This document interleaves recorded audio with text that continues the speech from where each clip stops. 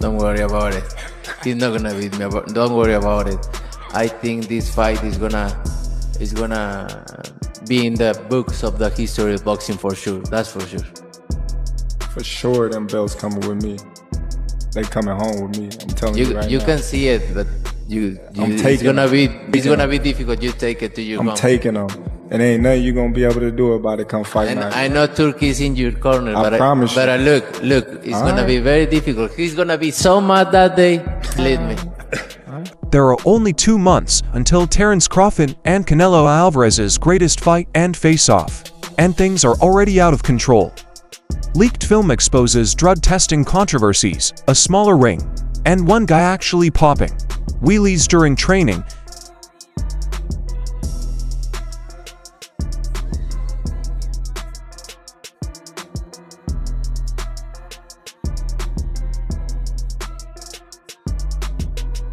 This fight could devolve into a full-fledged battle before the bell even rings. The magnitude of this fight is startling, and not only in terms of publicity, but also in concrete numbers.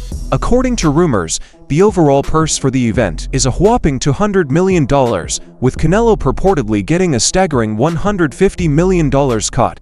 That's true. The Mexican superstar is apparently set to receive 3/4 of the whole amount. Meanwhile, Crawford, the undefeated two-division undisputed champion, stunned fans during a podcast interview when he simply announced, "I got $10 million for that fight." I just want to know what number makes sense for you. What's fair? I got $10 million for that fight. That's a lie. How you know that's a lie? To fight Canelo? Yeah. That's a lie. I'm doing it for the opportunity, baby. Yeah, that's good. The legacy. Benny couldn't believe it. Was he downplaying the payout? Was he trolling? Apparently not. Crawford doubled down, stressing that for him, legacy outweighs the money. The lead up to the fight guarantees as much drama as the fight itself. A 3-stop promotional world tour has been planned, beginning June 20th in Riyadh, Saudi Arabia, before heading to New York and Las Vegas. And if early reports are any indication, the tour won't just feature mic drops and camera flashes.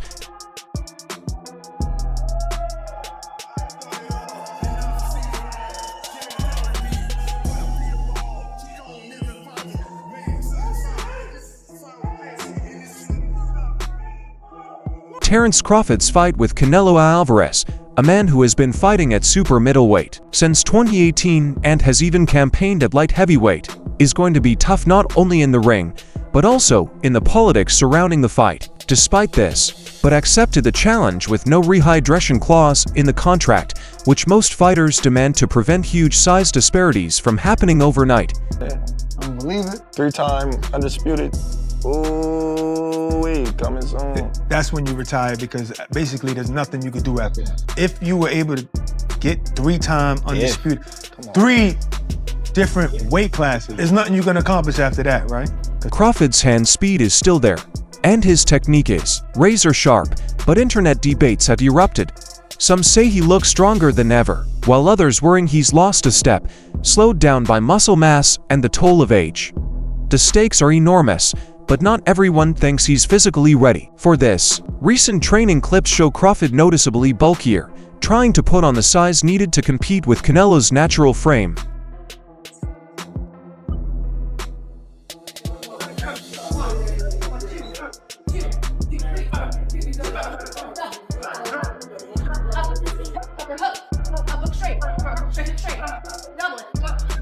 Crawford isn't just preparing for a championship fight. He's bracing for a face-off that could get physical, especially with the weight of expectation, the money gap, and the psychological warfare already begun. If there's going to be a meltdown, Riyadh might be the spark that lights the fire. While Crawford grinds quietly in the shadows, Canelo Alvarez is turning heads literally by popping wheelies on motorbikes during camp. The flashy stunt was caught on camera and quickly spread across social media. To some it was just a casual flex, a champion loving life and showing off confidence. To others it was classic psychological warfare, the kind of calculated showboating meant to rattle a focused opponent. Insiders and analysts are split. One camp thinks Canelo is trying to bait Crawford using his relaxed, carefree vibe to send a message. I'm unbothered. You're the one with everything to prove. Another view is less kind, saying that Canelo is masking pressure, even insecurity, behind the confidence. After all, this fight carries huge stakes for him too. His legacy, his massive payday, and his standing as the face of boxing are all on the line.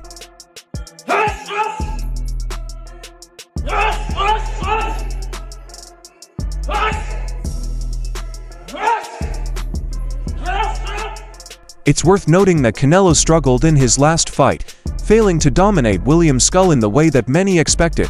Some insiders believe his aura of invincibility has dimmed slightly, and he is aware of it. Flashy motorcycles and bravado could be smoke screens for deeper nerves. But here's what makes it all so volatile. While Canelo flaunts power and polish, Crawford comes in with something to prove and nothing to lose. Shoot three, two, double one. Nice and sharp. Shoot three, two,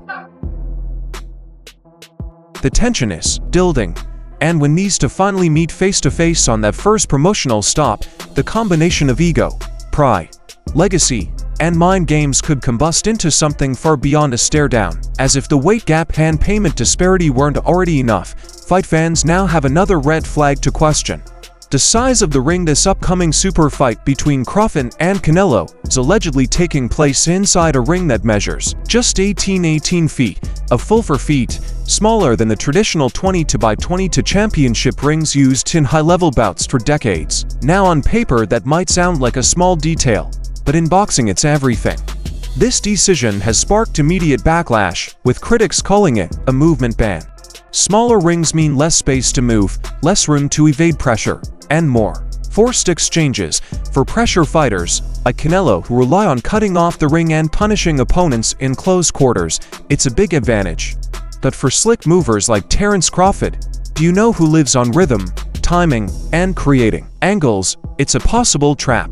Longtime boxing observers were quick to point out that no legendary fighter, not Muhammad Ali, not Floyd Mayweather, not Roy Jones Jr. ever competed in rings this small for a title fight. The 20-by-20 standard wasn't just tradition, it was a structure intended to balance aggressive and defensive styles fairly.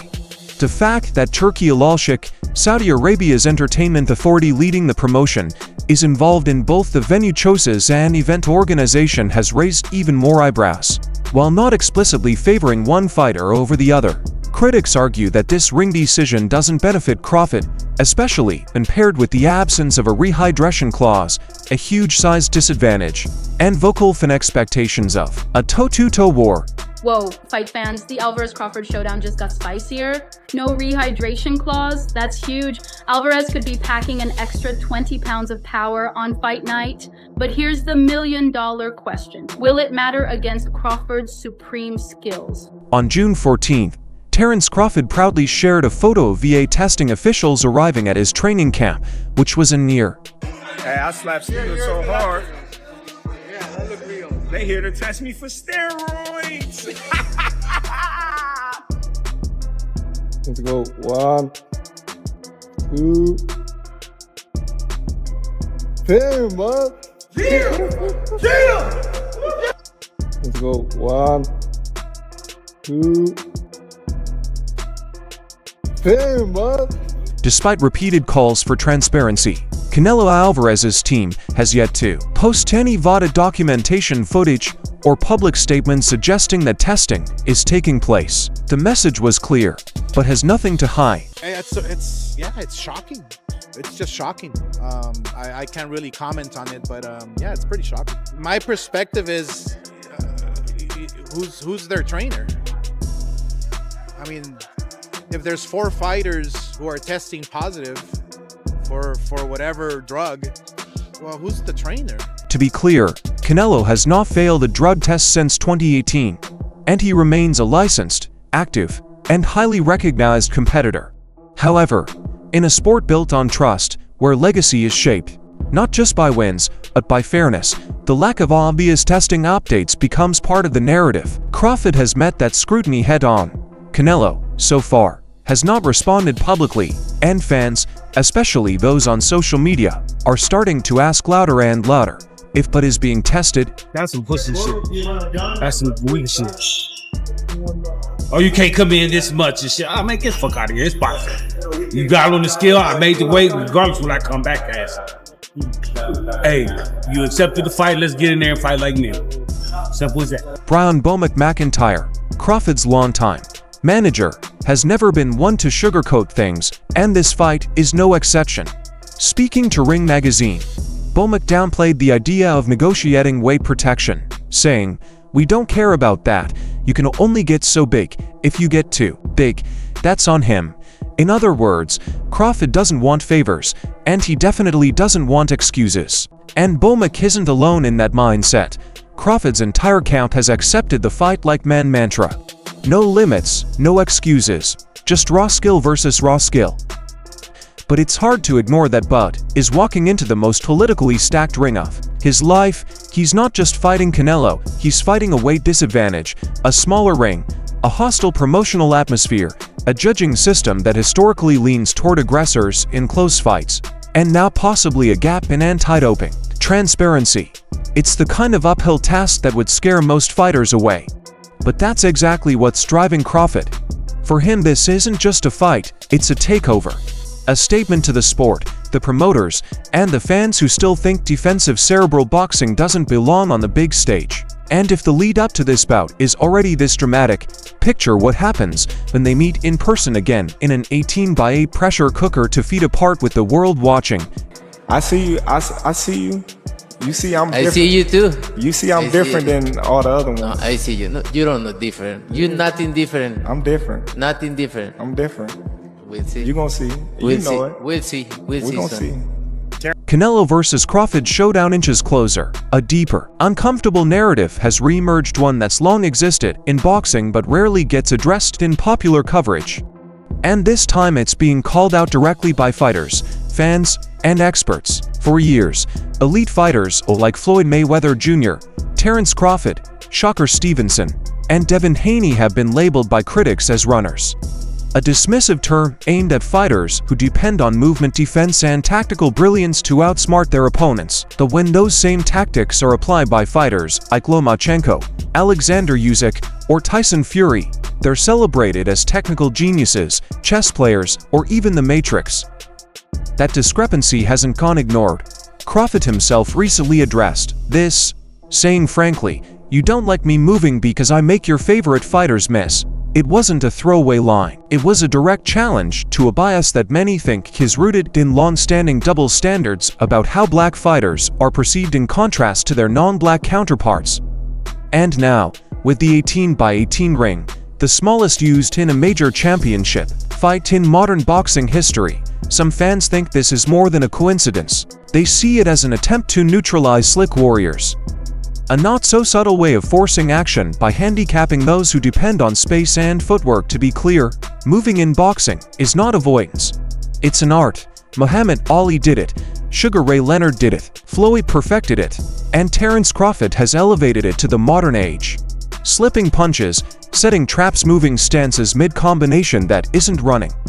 That's genius. But when the ring shrinks, the risk is that nuance gets lost, so ice, and the expectation becomes stand and tray or be called boring. That pressure, especially and mixed with racial undertones, creates an environment where certain fighters are punished not for their performance but for their style.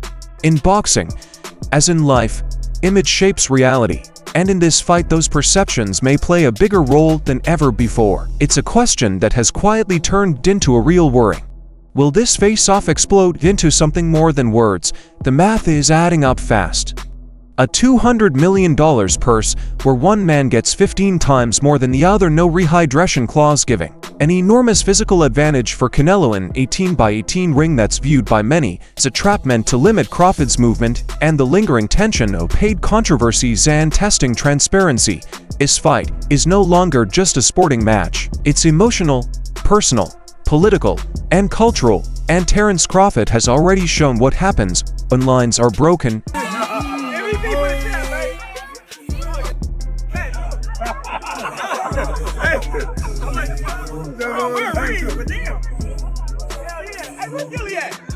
Y'all see it. Y'all see it. Ooh-wee. I had to work for this one. MVP, baby. MVP. Came out here, had to hoop him up, man.